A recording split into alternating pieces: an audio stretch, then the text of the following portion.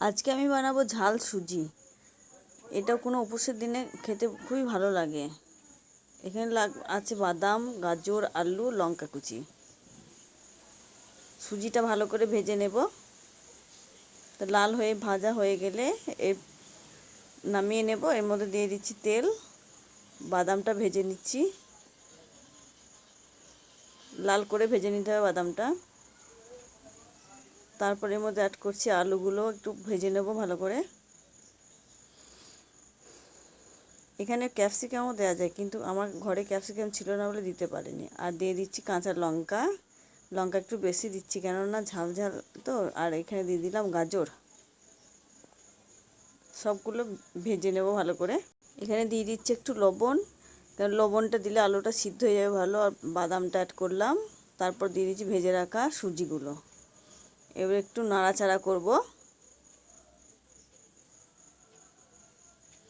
নাড়াচাড়া করে সব একসাথে মিশিয়ে নেব।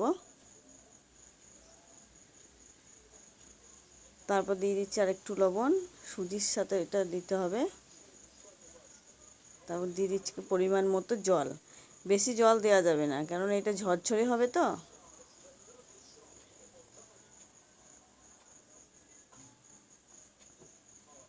আস্তে আস্তে ফুটলে এই জল তাড়াতাড়ি মরে যাবে। সুজিতে জল খুব তাড়াতাড়ি টেনে নেয়। এই দেখো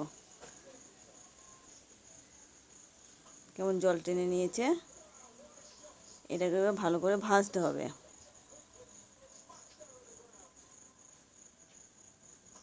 দিয়ে দিচ্ছি খানিকটা চিনি। তারপর হয়ে গেছে, নামিয়ে দিচ্ছি। খাওয়ার মতো একদম রেডি সুজির ঝাল পোলাও।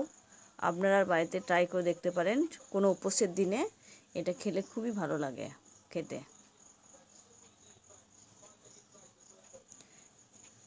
এটা অনেকটা হয়ে গেছে, আমাদের সবার হয়ে যাবে বাড়ির।